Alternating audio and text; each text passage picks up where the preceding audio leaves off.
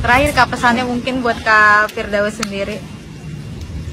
Ya, saya sangat menghormati ya apapun ya.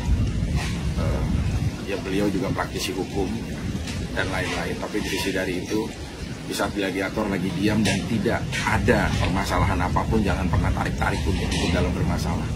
Jadi kalau saya udah turun tangan dalam permasalahan, cuma ada satu kata, kita fight, kita turun ke ring, kita bertarung. Dia bahasnya palsu atau gimana? Dia bawa bahas yang fotokopian, Bang. Tapi minta yang asli, Bang. Iyalah, harusnya kan bawa yang asli. Gimana emang dia nggak pernah sidang apa? Nggak ngerti sidang Pak Irwanto? Apa baru belajar jadi pengacara? Kan gue bilang, jelek-jelek begini gue kan cucuin Sultan. Pasti lu ada down. Pasti lu ada down. Gitu. Udah banyak banget terjadi di keturunan gue ya, para Sultan.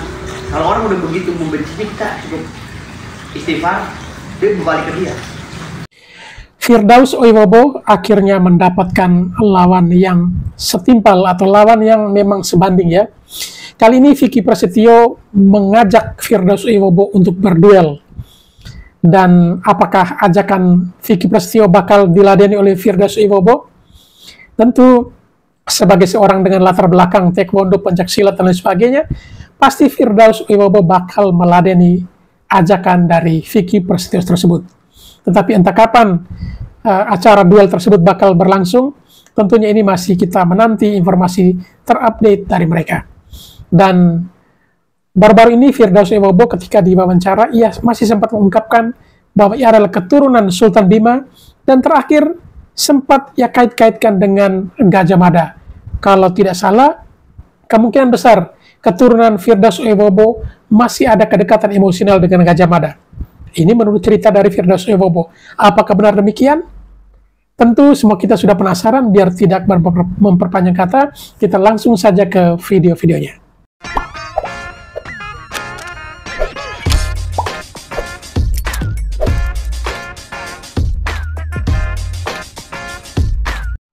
Terakhir Kak, pesannya mungkin buat Kak Firdaus sendiri. Ya, saya sangat menghormati ya apapun ya. Ya beliau juga praktisi hukum ya, dan lain-lain. Tapi di sisi dari itu, di saat gladiator lagi diam dan tidak ada permasalahan apapun, jangan pernah tarik-tarik untuk dalam bermasalah. Jadi kalau saya udah turun tangan dalam permasalahan, cuma ada satu kata, kita fight, kita turun ke ring, kita bertarung. Berdarah-darah di situ, kita bertarung. Secara fisik udah menyiapkan juga mungkin Siap, Kak? ayo, harus siap. Kita bertarung, siap.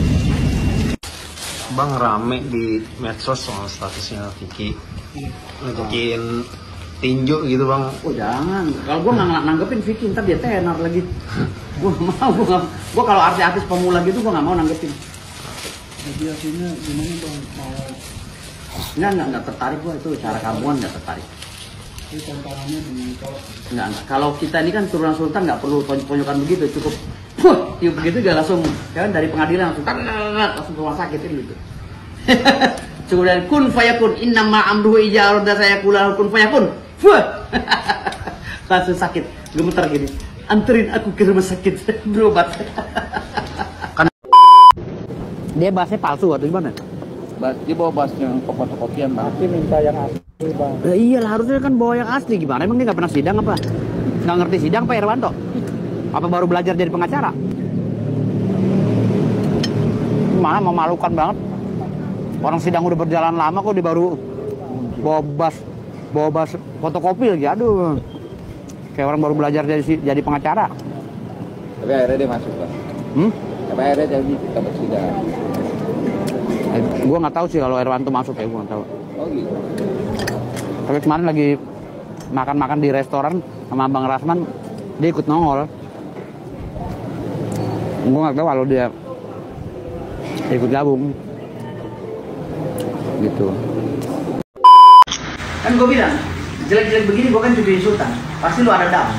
Pasti lu ada down. Gitu. Udah banyak banget terjadi di keturunan gue ya, para Sultan.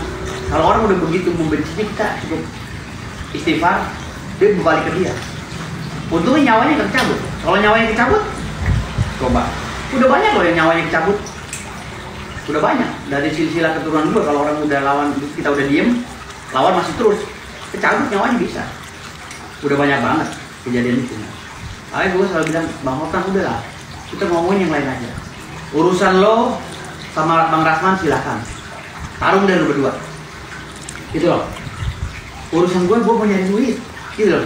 Gue nggak mau pusingin ginian. Sebenarnya gue diwawancara wartawan juga sebenarnya gue udah mau menghindar. Karena gue menghargai lo orang ya. Gue tuh udah nggak mau pusing urusan itu. Gue mau fokus nyari duit karena kebutuhan gue besar tiap bulan.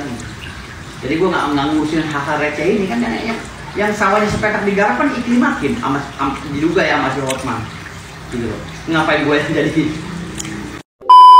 Bang Rasman sih cuman ngomongin masalah persiapan di Mabes, nggak ngomongin masalah sidang tadi. Ya kan kita mau dipanggil di Mabes 2 minggu lagi, dilaporin juga. Hanya bahasa gitu aja, Adinda persiapkan begini ya udah. Tadi Adinda udah lihat di media sosial, Bang Hotmannya sakit ya, mudah-mudahan cepat sembuh, udah gitu doang. Baru ngomongin masalah Mabes, nggak ngomongin masalah yang lain. Kan kita udah sama-sama nonton medsos, ngapain lagi kita ngomong? Udah kayak orang Pablo aja.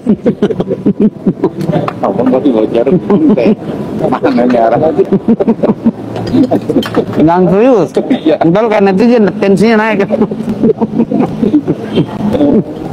Ini makan nasi goreng, makan nasi goreng gimana Bang? Ya kan dari media intinya ramai banget sama media lain kok sama Rasus kayaknya ngomongnya sepatah-patah gimana sih Bang? Bukan begini. Oke. Kan Rasis ini kan spesial. Jadi Rasis itu kan memang langganan gue kan. Rasis sama Cek Kabar, ya kan. Ini dua media yang paling gue sayangin ya. Rasis sama Cek Kabar ini memang harus viral. Kenapa? Karena ngeliput gue terus kan. Gitu. Jadi update masalah gue. Gitu. Bahkan telepon gue jam 1 malam masih gue angkat. Sini Adinda, jam 2 aja pernah gue diwawancara. Bang di rumah bener Bang, besok nih. Oh ya udah sini kemari. Sampai dia begadang-badang tuh di rumah gue. Kalau gue sih untuk Rasis sama Cek Kabar, monggo sini. Karena gue seneng wartawannya ramah, khusus Septa sama PF ya. Tuh, tenang aja. Tuh. Apalagi di sini gue beliin nasi goreng tuh, nasi goreng Aceh kan, aqua apa. Jadi anggap ada Bang buat saat ini ya kita anggap sudah serius ya Bang. Dengan perkara ini apa perubahan ya kalau sel ya tapi cincin tetap. Jalanin hidup mah jangan serius, setruk lu dah. Makanya jadi pada kesel sama gue ini adalah pengacara yang kebal di Indonesia, salah satu pengacara terkebal. Kenapa? Belasan tahun gue dibully, kolom komentar gue tetap gue buka. Belasan tahun loh, orang kalau dibully setahun 2 tahun masih belasan tahun bang. Jadi gue tuh udah, kalau kata sertifikat udah 12 gue dapat. Sertifikat bulian. Ini makanya kalau ada yang bully gue biasa aja ya, orang goblok semua. Lagi di merah-merah ya Bang. Iya. Ini zaman merah-merah. Zaman wah elah itu mah babak belur itu sampai 20 laporan polisi. Gila. Bang, abang merasa tanya dari Bang updatein dulu ya kan, apalagi komen-komen yang abang saya lihat banget tuh Bang ya, hampir dirasih dengan gaya masih rambut begini, begini. Abang ngeliat dulu ya? Lihat. Ada gadisnya gimana waktu Muncul lagi tuh video-video gue yang lama. Tapi gue terima kasih sama para youtuber dan konten kreator. Dia berjasa juga buat populerin gue kan gitu. Namanya bintang lagi terang kan begini. Besok kalau redup kan jangan kan orang ngomongin kita ya kan, ngeliat kita aja males gitu. Gitu. Tapi Bang di intinya dalam konsep ini disalahgunakan sama dimanfaatin nggak sih Bang? Perasaan abang dengan karir abang dengan pikiran abang dimanfaatin enggak. Bang, oh jangan. Kalau gue nggak nanggepin Vicky ntar dia tenar lagi. Gue mau. Gue kalau artis pemula gitu gue nggak mau nanggepin. Jadi artinya gimana Bang? Mau Enggak tertarik gue itu cara kamuan, nggak tertarik. Tapi tantangannya ditolak. Enggak. Kalau kita ini kan turunan sultan nggak perlu tonjokan begitu, cukup wah tiup begitu gak langsung kan dari pengadilan langsung ke rumah sakit kan gitu. Cukup dari kun fayakun innama amruhu iza arada sayaqula kun fayakun. Wah. Langsung sakit, gemeter gini. Anterin aku ke rumah sakit berobat. Kan tinju ini olahraga gitu Bang. Enggak. Kalau kita jarang tempur. Keturunan gue jarang tempur. Tempurnya cukup berdoa. Tapi kalau dari Bapak Gatot sendiri menanggapi ya kayak mulai ada video yang atau menantang. Enggak, gue nggak nanggepin. Kalau Vicky mah gue nggak tanggepin. Karena gue nggak minat nanggepin dia. Dia kan pemain baru. Dugaannya apa? Apakah menurut abang cuma hanya pansus belakang atau gimana? Ya nggak tahu, pansus kali dia. Ini gue kan nggak tahu dia. Gue nggak nanggepin kalau gitu-gitu. Tapi Kalau diajak lomba nyanyi, boleh, gue demen. Misalnya ada TV nih, yang manggil semua pengacara suruh ikut lomba nyanyi, hadiahnya siapa gitu kan? Nah, gue mau dah. Karena skill berwibawa dan bener-bener skill gue gitu. Atau lomba acting gitu kan? Bikin film, gue disuruh main film, gue mau. Tapi kalau kayak gitu-gitu gue enggak. Kampungan itu, berantem gitu kampungan. dalam artian berarti ditolak ya bang tantangannya? Mutlak ditolak. Tapi kalau dari pihak Vicky sendiri ngomongin abang langsung Ya biar aja suruh lawan itu bayangan gue. Orang gue akan nanggepin. Gue cuekin dia aja sih bertepuk sebelah tangan. Kalau gue nggak nanggepin, terserah dia mau statement apa kan gitu. Tapi abang kenal nggak sih sama Vicky, pernah ngobrol gitu? Nggak pernah. Ketemu? Nggak pernah. Gitu. Sama-sama ini aja influencer. Sama-sama di medsos aja. Tapi kan biasanya seru gitu bang. Kalau gue tuh artis, jadi ada yang angkat gue tuh sampai sekarang Charlie Van Houten. Itu sampai sekarang udah belasan tahun sama gue. Udah hampir 20 tahun lebih lah. Dari kita sama-sama jadi ngamen, dia jadi artis, gue ini. Jadi Charlie Van Houten udah kayak adik gue. Bahkan di organisasi Ferrari, perkumpulan artis rap Indonesia, gue ketua umumnya, dia wakilnya. Gitu. Jadi gue berdua terus sama dia. Kalau yang lainnya di luar itu, di luar garis gue. Dan gue orang nggak gampang deket sama orang. Lu lihat gue berteman, ada nggak temen gue yang artis? Kalau orang kan ngeliat artis katanya, wah, gue artis, gue mau deketin, cari muka mah enggak, kan gue rajanya artis. Jadi buat apa lagi gue nyari artis? Gue artis justru ke gue. Orang gue presiden artis gitu. Jadi gue nggak tertarik. Gitu. kalau tarik suara berarti Kalau lomba vokal, ayo, gue disuruh nyanyi nih, ayo, bikin panggungnya. Nah itu lebih keren. Misalnya ada promotor ya kan, mau, ayo kita lomba vokal, Firdaus nyanyi dengan siapa, ayo, gue mau tuh, gitu. Atau lomba band gitu, gue mau. Walau dengan Vicky nyanyinya? Boleh. Asal nggak tinju? Nggak tinju. Vicky misalnya mau bandnya, gue mau band gue gitu, boleh. Gitu, kan jadi konser tuh, lebih keren kan? Vicky juga jadi naik, gue juga jadi naik. Gitu. Lebih positif gitu ya? Lebih positif begitu daripada kita merusak badan dang gitu. Karena kita keturunan sultan nggak pernah berantem kayak gitu, kita cukup dang gitu. Mungkin berani pesan buat Vicky bang soal tantangan ini abang gimana? Ya sering-sering minum susu pagi-pagi ya, tapi susunya yang lagi gantung, jangan yang di kaleng takut basi. Kalau gantungan masih bagus tuh. Kayak gue tiap pagi subuh udah nyusu gitu, malam mau tidur nyusu, sering-seringnya nyusu kayak gitu. Jadi tulang kita kuat, nggak kropos. Ya, oke. Kalau atau apa itu dari Jawa meminta bantuan kepada kakek buyutnya di sana untuk memberikan pasukan. Akhirnya sang Raja Bima, keturunan dari sang Bima yang bernama Raja Sajari yang dulunya namanya Balmana, menugaskan pasukan Pasapukala ya, yang sekarang ini dinamakan pasukan Bayangkara ya, yang dipakai oleh Polri. Itu pasukan Pasapukala yang namanya Bayangkara, pasukan berkuda yang paling terkenal ya, itu untuk membantu Gajah Mada menguasai Nuswantara, pasukan sakti dari Bima.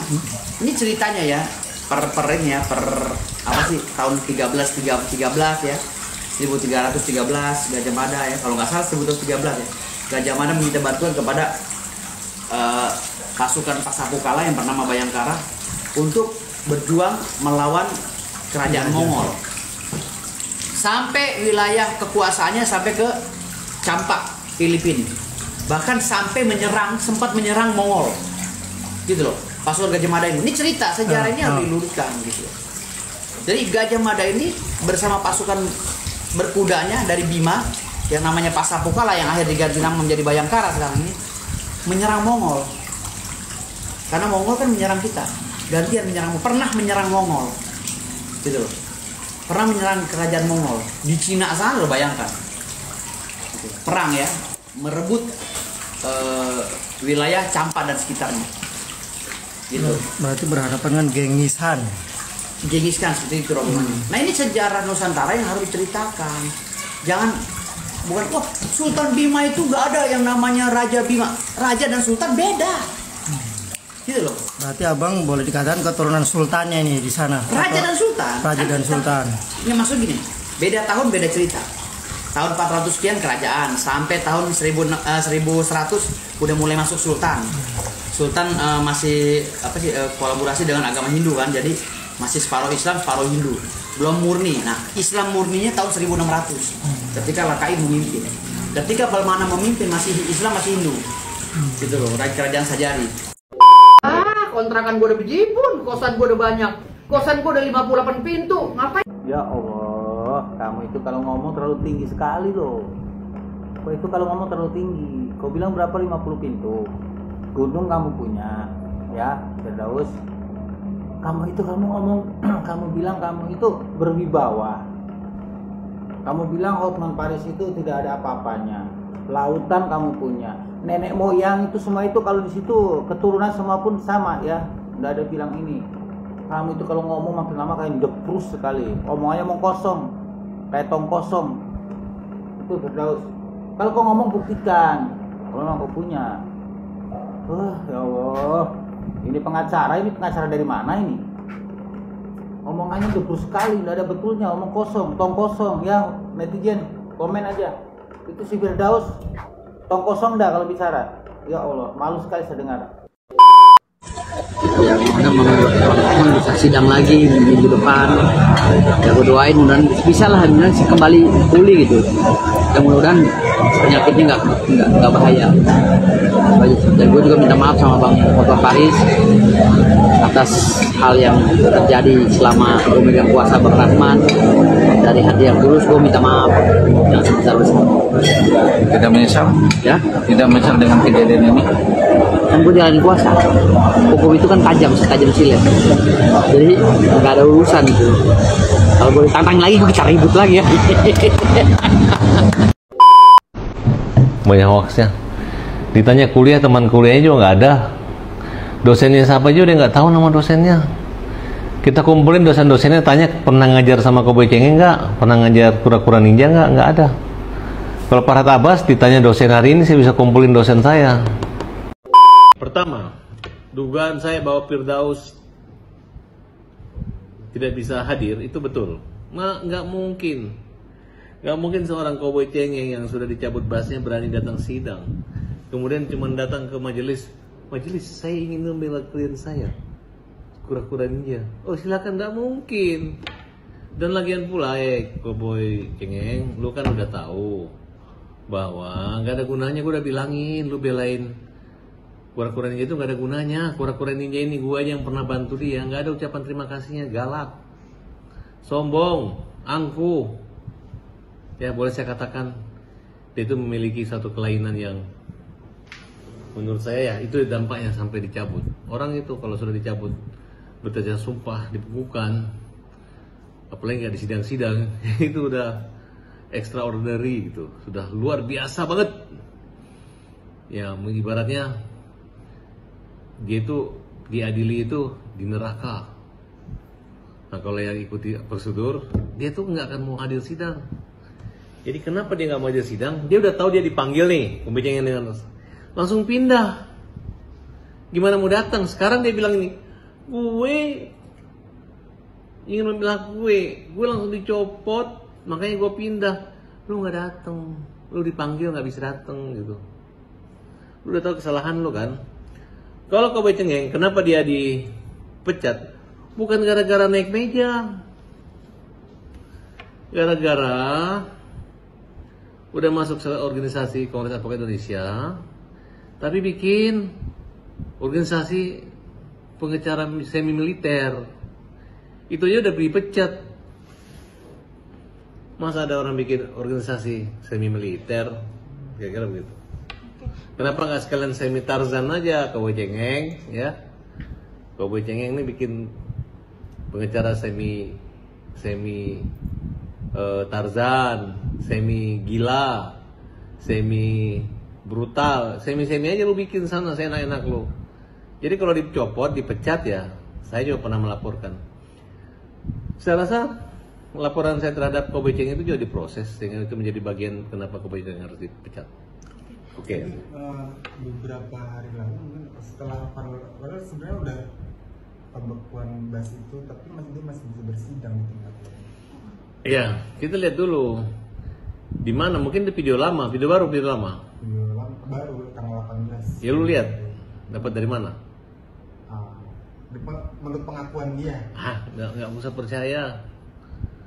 Dia juga taruh video ibunya menyuruh minta maaf, padahal video lama ibunya itu dia tayang. Gak usah percaya kalau Kobe Cheng sama kura-kura ini yang ngomong. Banyak hoaxnya. Ditanya kuliah, teman kuliahnya juga nggak ada.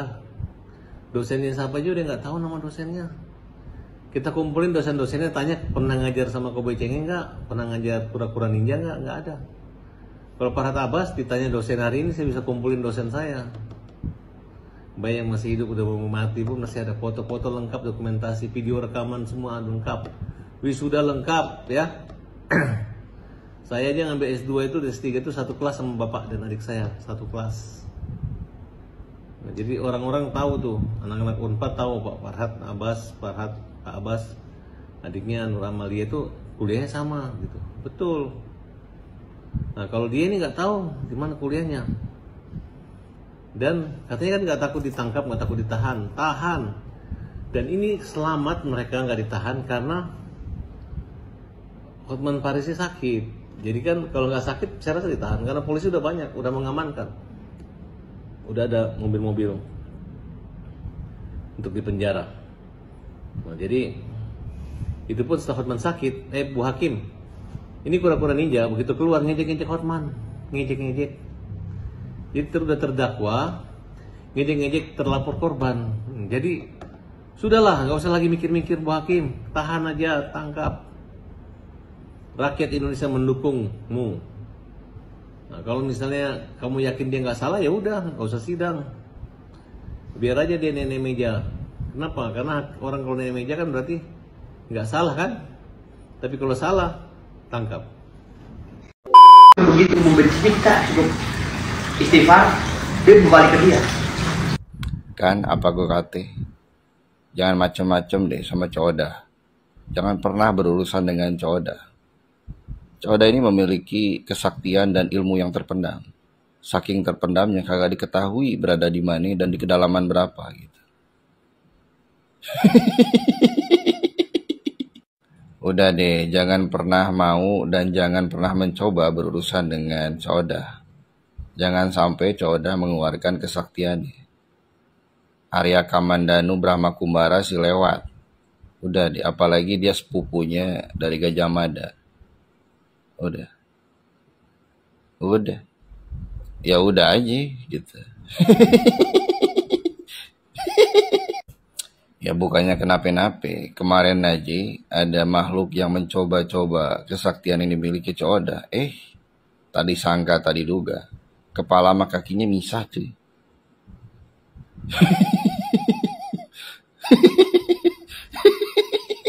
Ingat, jelek-jelek gitu juga cucu sultan.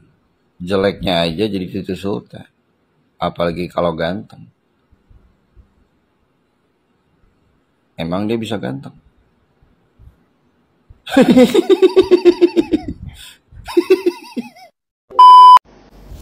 Horas, Salam.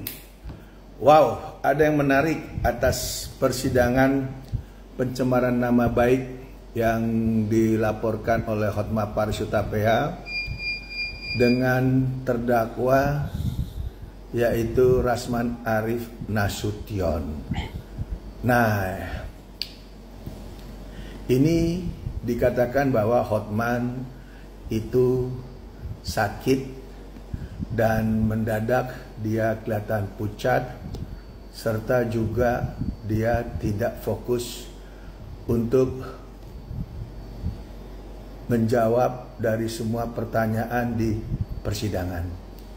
Ini yang memang akan terbuka akan terungkap karena di dalam suatu hukum itu ada namanya perception of innocence. Jadi seseorang apabila sudah jadi tersangka bahkan jadi terdakwa, selama belum ada putusan inkrah dari pengadilan, maka status seseorang tersebut masih sebagai manusia yang memang belum dinyatakan bersalah. Nah, ini yang menarik. Harusnya kalau kita sebagai saksi pelapor atau saksi korban di dalam ruang persidangan itu berharap bisa bercerita secara utuh satu peristiwa hukum yang dialaminya, sehingga atas laporannya itu dia bisa membuktikan bahwa orang yang dilaporkan yang hari ini menjadi terdakwa yang bernama Rasman Arif Nasution melakukan pencemaran nama baik. Nah, ya, jadi sangat disayangkan sidang kemarin terpaksa ditunda dan akan dilanjutkan ke minggu depan, yaitu hari Kamis 27 Februari.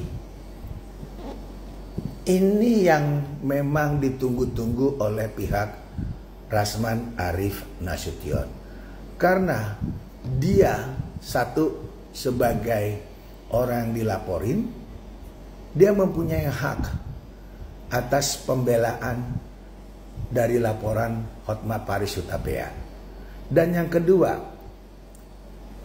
Rasman Arif Nasution mempunyai hak di dalam persidangan berserikut dengan tim hukum akan mempertanyakan kenapa seorang Hotma Paris Hutapea bisa melaporkan terkait pencemaran nama baik.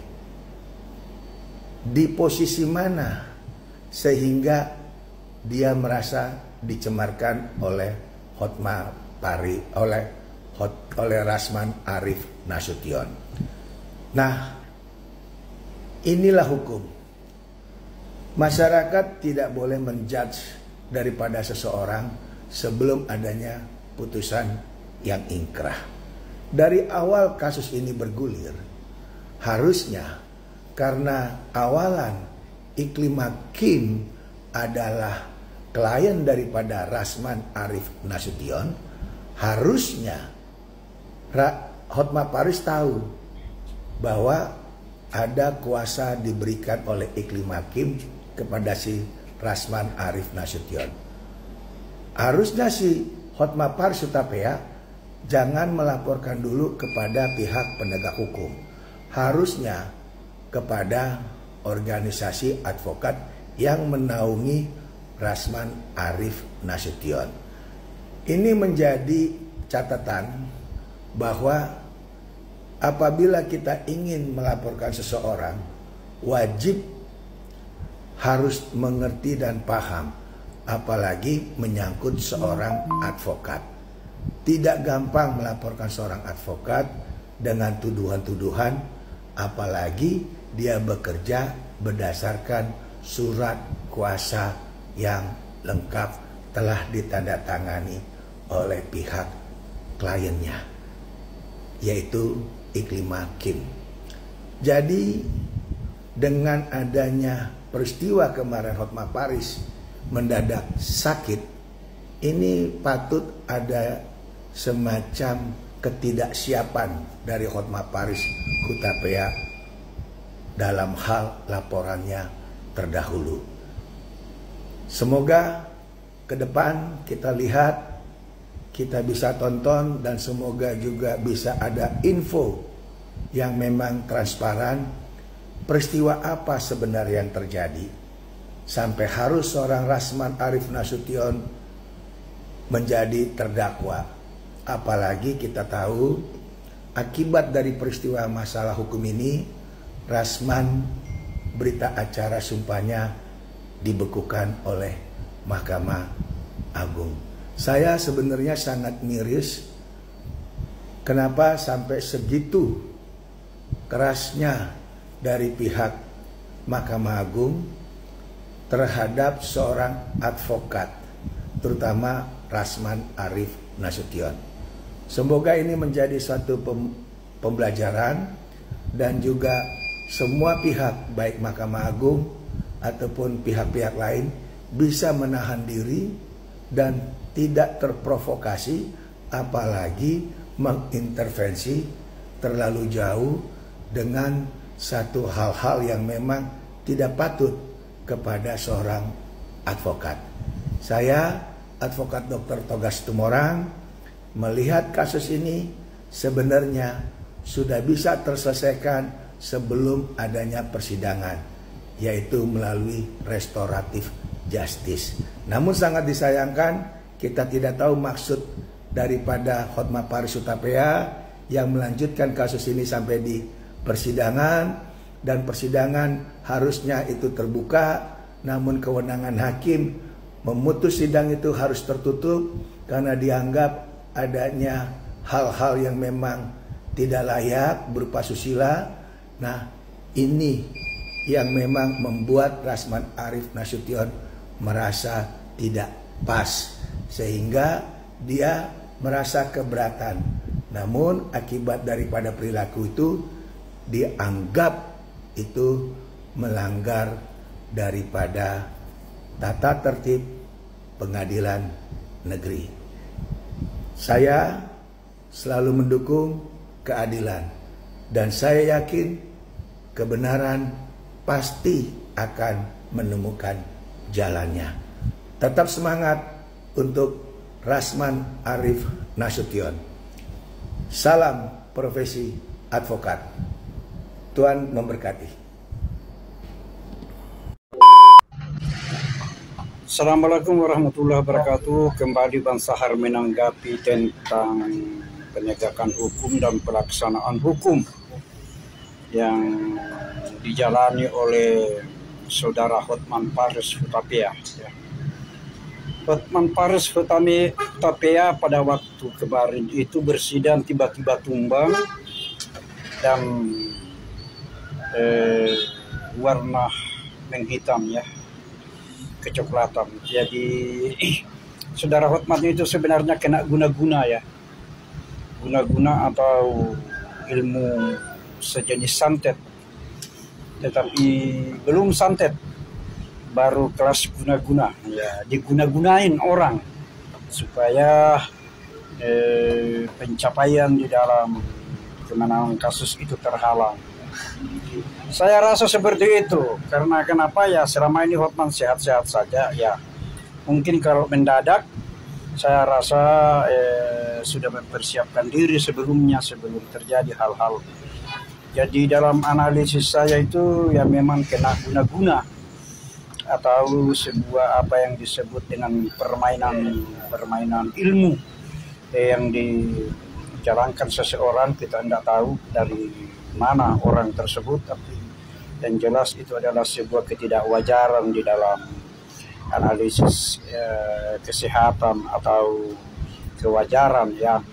Jadi perlu menghimbau kepada saudara Hotman Paris Hutapea supaya lebih berhati-hati, karena di dunia ini adalah hitam putih ya, ada malam ada siang, kemudian yang siang itu ya terang bisa dibaca oleh logika, tetapi yang sulit itu kalau malam kita tidak tahu siapa yang lewat, apalagi kalau pakai topi ya, pakai topi kemudian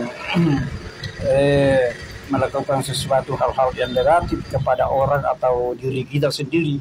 Kadang-kadang kita saruh atau terbayang-bayang tidak jelas oleh orang tersebut yang melakukannya ilmu hitam itu. Jadi Hotman Paris itu adalah korban guna-guna, tapi kita tidak bisa tahu siapa yang menghembuskan angin yang tidak bagus atau nujum yang tidak tidak senonoh terhadap saudara Hotman. Karena kenapa ya, Yang jelas bahwa adalah orang yang membencinya adalah Hotman tersebut. Ya, bukan ilmu nyasar ini, bukan guna-guna yang nyasar, tetapi memang sengaja diperuntukkan untuk saudara Hotman Paris Hutapea. Jadi perlu kita berhati-hati di dalam ilmu guna-guna, termasuk santet ya. Kemudian ilmu-ilmu lain yang tidak bisa dibaca oleh kasat mata dengan secara nyata. Karena kenapa? Satu saya pesan bahwa ada ilmu, bukan guna-guna, bukan santet, tetapi ada alibi seseorang yang bisa membuat hancur atau orang tersebut bisa terjatuh di dalam persoalan ketidaksadaran atau sakit. Salam pengesahan advokat. Kalau duit cash saya rasa kalah sama Hotman. Tetapi kalau aset, Hotman nggak ada apa-apanya sama saya. Kalau dihitung semua ya aset saya, nggak ada apa-apanya sama sekali sama saya. Gitu. Aset saya punya gunung kok. Di BSD, deket BSD Parung, saya punya gunung. Iya. Saya punya gunung, saya punya tanah beberapa hektar di Jakarta Selatan. Saya punya tanah di Tangerang berapa hektar. Di kampung saya berapa puluh hektar saya punya. Jadi kalau aset saya nggak kalah sama Hotman. Kami punya gunung sekarang ini 2 juta metrik ton, di dalamnya uranium. Ya, Gunung Parasultan di Dompup, PT Onto. Ya, 2 juta metrik ton bisa untuk menghidupi masyarakat dunia 1000 tahun. Bisa bayangkan.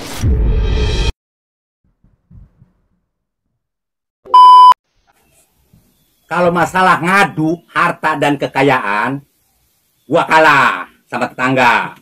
Dia punya mobil mewah, dia punya tanah, punya sawah, punya lahan di mana-mana. Dia punya rumah gedung bertingkat, jauh berbeda dibandingkan sama gua. Tetapi masalah kenyamanan dan ketenteraman jiwa dan pikiran gua unggul. Kenapa gua bisa bilang begitu? Gua perhatiin itu tetangga kalau malam gelisah, kayak nggak tenang. Karena harta kekayaannya takut ada yang ngambil. Kalau gua nggak punya apa-apa, rumah juga gubuk mau rubuh, tuh punya panci doang tuh sama kompor. Lah kalau dia pergi kondangan aja, pintu rumahnya dikunci, garasi mobilnya digembok. Kalau gua jalan 7 hari 7 malam piknik ke pantai, nggak dikunci, emang gua gak punya apa-apa, itulah kemenangan gua. Oke? Boleh. Saya ada barang ya yang lebih daripada berlian Hotman. Ya, besarnya segini. Itu harganya triliunan juga, tapi belum saya buka. Pokoknya ada barang segini bentuknya, nggak nyampe sekelingking acan begini. Nilainya itu triliunan. Ya, kalau kita ngikutin transaksi orang yang mempunyai barang tersebut. Barang itu langka, tetapi kalau kita keluarin, geger lah. Siapa ini? Oh. Halo, iya selamat pagi. Saya neneknya Firdaus mau bawa, betul. Oh, wartawan. Ya. Oh, benar.